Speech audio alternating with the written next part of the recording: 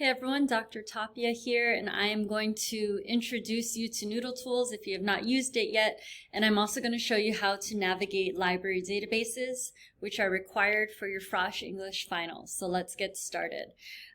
Before I jump into that, I want to point out that this slide deck is available to you. It has helpful pictures to help you figure out how to do stuff. You can also always approach me or Mr. Castillo in the library for help.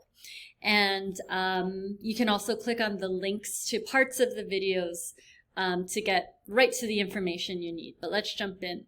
The first thing I am going to do is I'm going to show you how to set up your Noodletools project. In order to do that, I'm going to go to www.noodletools.com and I'm going to click on Login in the top right corner here.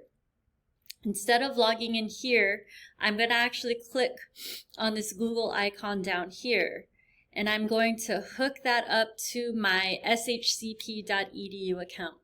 If this is your first time using Noodletools, it will ask you to verify your graduation year. You just answer all the questions until you get to this screen here, which is your dashboard.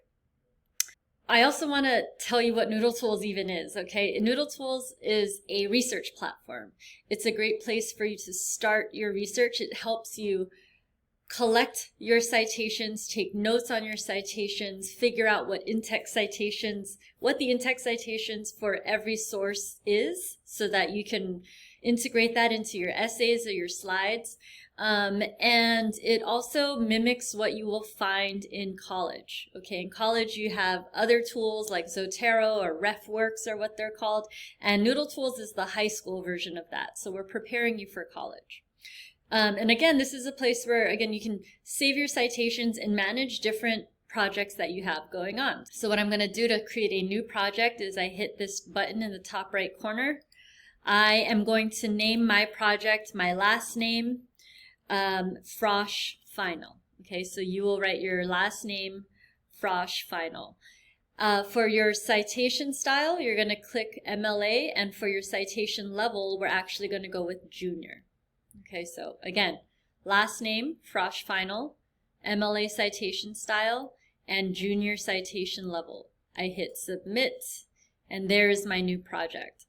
The next thing I need to do is I need to share this project with the teacher's project inbox. What that does is it allows my English teacher and the library team to see my ongoing work, to see the citations that I am collecting and the note cards I've completed. Okay, so all of that information is here in Noodletools. So I need to share my project. What I'm going to do is I'm going to hover my mouse under the sharing column until this plus sign shows up. I click on it, and next to share with the teacher's inbox, I click share. And I'm going to type in very slowly my teacher's last name, and you'll see what pops up. So if I have Miss Ananag as my teacher, you can see her blocks popped up for me, and I am in her block 5, so I'm going to click that and hit done. Okay, so once you see that set up there, you're good. I'm going to click now into my project. So this is my English project that I'm clicking into. On the left side, I want to bring to your attention teacher's links. If I click here, what I'm going to find is a link to the research guide, or what we call a LibGuide, that was specifically curated for this project. And here we have 4 databases that are going to help you collect your sources. I want to take a moment to talk about what databases even are.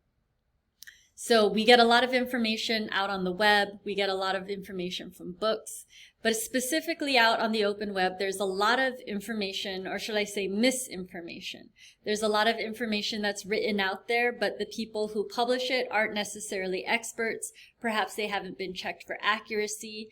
We all know how easy it is to spread misinformation or to post information up online, whether that's a video or an image or text, right? And so all that to say that the open web is like a big, vast ocean of tons of information, and it can be very hard to focus down to research or information that's appropriate for academic research.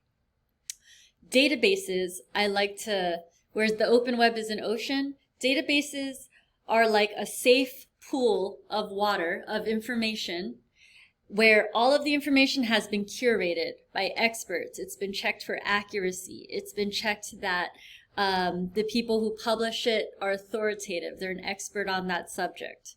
The purpose of the information in a database is to inform, not to sell or persuade, but to inform. Okay, so again, open web of information is great sometimes, but specifically for academic research, we like databases. And again, when you get to college, you're going to be using databases a lot, so this is great practice to prepare for college. Every database specializes in specific information. Many of you, I'm sure, have used Britannica Encyclopedia. We have a school account that you can sign into using our username SHCP and password Irish. What that does is it takes away the ads, it gives you citation tools, it gives you the citation itself. And Britannica Encyclopedia is a database that's great for just general information on practically anything, right? The next database I want to bring to your attention is World History and Context. It's a great place to go to, a great database to go to if you're looking for information, in-depth information on places or historical events or figures, okay? The next one here is Opposing Viewpoints in Context. This is a great database for viewpoints or overviews of controversial issues. Their overview articles are a really great place to find history on that issue, like how did we get there? And then again, you'll encounter a lot of different perspectives on these tricky issues, okay? And then the last one is Literary Sources or Gale Literature. And this is a great place to explore if you are wanting to focus on the analysis of the book or the text that you're talking about.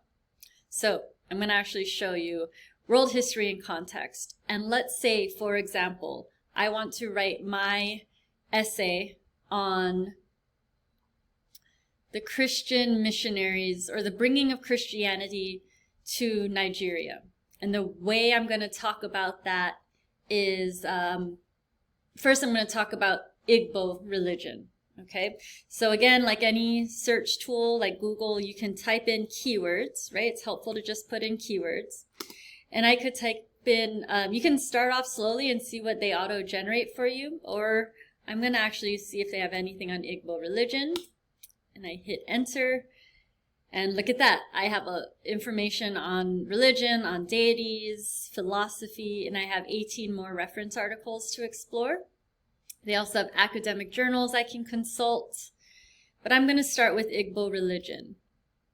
Now, we are on a research article page, and I want to point out a few features. The most important one to me is the citation. So every database has an option. It gives you the citation, and here there's a cite button at the very top. If I click on this, and let's say I've read through this article and I want to use it, I want to export this citation in MLA format to my Noodletools project that I created. So I click Export to Noodletools. I can select the project I want it to be imported into. I hit Import, and this green bar across the screen means that it's now in there. So I'll show you here. If I were to refresh my sources page, there is that citation, okay? Now, what I want to do is point out some other features that are helpful, okay? You can send this to yourself, you can email it, you can print it, but what I find really helpful here is when I really want to focus on reading, right? Because you have to read to research. It is essential. You need to make time to read and focus on the information. I can increase my font size. You'll notice this font is particularly friendly to individuals who have dyslexia, but you can also change the font here to whatever you want, really. Or you can make the line spacing a little easier for yourself, make it a little easier on the eyes, whatever you want there. Some of us benefit from being read too. So there's an option here to listen to the article so that you can really focus. You can save it to your Google Drive. And then also on the right side of my database article page here, I have the option to look at other articles that might help me out with my project. So all of the features I just went over are consistent in the opposing viewpoints database. So if you wanted to research something like xenophobia or the wage gap in relation to race, opposing viewpoints might be a good place for you to explore. The literary sources, again, if I wanted to look up Dungeons and Dragons or She Kills Monsters or Fences, an analysis of literature, this is a source for you. A reminder that you need 2 sources, at least 2 sources from the library databases. Okay, they can be from different databases, but you need at least 2. So now what I'm going to talk about is how to create note cards for the source that you've collected from the database. Just earlier, I showed you how to export this citation so that it shows up in Noodletools. And now I need to create a note card on this. So I'm going to hit New here. And what this does is it opens up my digital note card. So I want to emphasize that first you are going to actually have to read the articles so that you can pick out the information that's going to be useful to you for your essay or your slide deck, okay? For my purpose, I'm talking about how the missionaries took advantage of the fact that Igbo religion was very father-oriented or very patriarchal, and we know that Christianity is the same way. And so I'm going to talk about how the missionaries used that to their advantage. When I read through this article, I found this passage that talked about one of the principal gods and how the father of the family always had to offer prayers and whatnot, and that feeds my point about the patriarchal religion. So I'm going to actually copy this quote, and in my Noodletools note card, I'm going to paste that quote here. Okay, so paste, there's the quote. You will need at least 2 quotes, but I'm just going to work with this one here.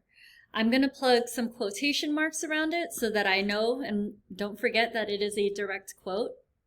And then what we're expected to do is in this box, we need to paraphrase what we found here, okay? I want to talk briefly about what paraphrasing is. Paraphrasing is when you read a passage and you reword it in your own words, right? You are typically shortening the quote and you're taking the meaning, writing it in your own words. So a method to do this is you can read your passage, right? And then don't look at the passage and pretend you're explaining to a friend what it is you just read in your own words. Do not just replace words. We don't want to see you replace words with synonyms. Okay, you need to change the entire structure of the passage. Again, you want to typically shorten the text or the idea, putting it in your own words, using your own voice. You are not changing the original meaning of that passage. Okay, don't change it. You're not changing the information. You're not making it say something that it didn't say in the original passage. But later on, you will add your analysis. And I'll go over that in a little bit. And then lastly, when you're paraphrasing, you still got this information from somewhere else. And so you still want to indicate where that information came from. Another thing I would like to just add here about paraphrasing is that, the English teachers and we all know about Quillbot and paraphrasing that it does, and I will tell you right now, all it does is replace words.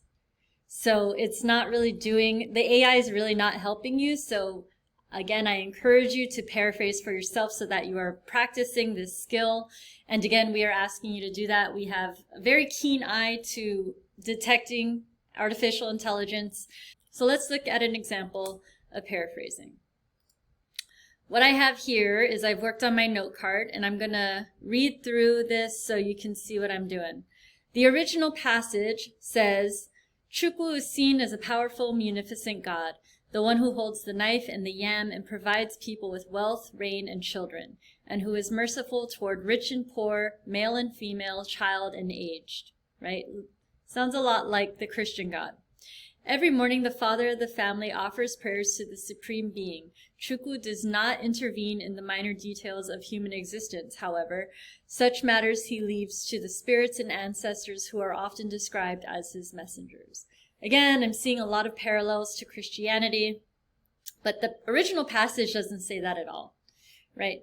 So in my paraphrase, let's say in my essay, I'm also talking about how yams are also related to masculinity in Things Fall Apart, and maybe kind of emphasize this patriarchal idea we have going on, right? So anyway, this is my paraphrase. Yams not only provide healthy food and sustenance for the people, but they are associated with the god Chukwu. Chukwu and the yam symbolize nourishment for the families, the rain that brings yams, and offspring. Traditionally, it is the father who must pray and provide for his family. Period, right? And you can see here I've cited where I got this from, since this is the author, and they have the author up here. Whatever is at the beginning of the citation, that's what you should have in the parentheses. So notice, in this part of my paraphrasing, I did not change the meaning of this quote. I basically said it in my own words, and I cited it in the end with that in-text citation. Later on, I add my own analysis, right? Then I continue on and I say Christian missionaries used this existing patriarchal structure to their advantage when they evangelized the native people, right? So again, to go over the paraphrasing, I didn't just replace words, I changed the entire structure. I did not change the meaning, right? But I took the most significant parts of that original quote and again, put it in my own words. I added my analysis later. And very importantly, I cited that information and where it came from. Okay. So this is my quote one. This is my paraphrase number one. Later on, when I read through more of this, perhaps I find more information that will help me. And I will need to at least get another quote and put it here in the direct quotation box. And then I will need to paraphrase that quotation. You are welcome to put in more quotes, but you are only required to paraphrase 2. And it should be very clear to us which quote. So you might want to say this is quote number 1, this is paraphrase 1, quote 2, paraphrase 2. You can put any extras here if you want to save it. If you have any other ideas that you want to collect and jot down while you're here, you can click on original thinking and jot that down here. When I'm done doing this, I will hit save and close, and I can see that my note card is here. When I want to see my note card again, I can click on the orange button and it shows up beneath here. I should also mention, let me edit this, that you can add a note card title, right? So maybe I talk about Igbo religion, yams, patriarchal. You can name it whatever you want, whatever makes sense to you. So this is my note card for this source. If I don't want to see my note card anymore, I can close it. And then eventually you will collect 2 more citations, right? One of your sources in here should also be a book, the book that you're talking about, or the play that you're talking about. So it could be this, it could be Fences, it could be She Kills Monsters, it could be Romeo and Juliet, right? So anyway, I'm going to pick Things Fall Apart since that's what I'm talking about. And this is really easy. I hit New Source. This is Print, right? It's in my hand. And I click on Book. At the very top, I have this option to import a citation using the ISBN number. ISBN stands for International Standard Book Number. Oftentimes, you will find a barcode on the back of the book, and it says ISBN right there. You just write in that number, and if you don't find it on the back of the book, you can find it on the back of the title page inside, okay? So I'm going to type in the ISBN for this one. And I hit search. This searches the world catalog. And I see that the record is right here, so I'm going to click on that. I scroll down. I hit import selected source. I verify this information. I click continue. Now my other boxes have been filled out for me, and I hit save. And there's my book citation. Okay. Now I'm going to fast forward a little bit. And now you can see that I have 2 database articles and I have my book citations. So all in all, you folks should have 3 citations. Your 1, 2, 3. Your database citations should have a note card next to it that you have completed, right? With quote 1, paraphrase 1, you'll have quote 2, paraphrase 2 at the very least, okay? Another thing I want to point out to you is how to find your in-text citations. So let's say you're writing and you got something from one of these sources, but you don't quite know what to put in the parentheses of information you got from this one, especially because it looks like there are 2 authors. So when I'm confused or I forget and I don't know what my in-text citation is, what I can do in Noodletools is I can go to this 3-dot button here and I click in-text citation. And what that tells me is that at the end of your sentence, here's what you're going to put in the parentheses, right? You don't need a page number necessarily because you're accessing this online, but you will include both of the author's last names in the parenthesis at the end of your sentence. So that is just a helpful tip for you to remember should you need it later on. The last thing I want to show you once you have your 3 citations ready and done is how to create your Works Cited page for the end of your essay. In order to do that, I go to, again, I'm on my sources page, and I click export. I export it to Google Docs. I indicate that yes, I want all of my sources included here. And what that does is it really just easily generates for you, it does all the work for you. It formats my Works Cited page correctly as it should look. Perfect. I don't need to edit this at all. It is double spaced. My citations are in alphabetical order. I have this hanging indent to indicate a new citation. Works Cited at the top. It's not called bibliography, it's called Works Cited. It's in Times New Roman and it is 12-point font. What I'm going to do is I will copy and paste this to the end of my essay, and that's it. You're done. Okay? Again, if you have any questions or you need any help, please do not hesitate to ask myself or Mr. Castillo in the library for help. That's what we're here for. And good luck with your research. I hope you enjoy it and learn something new.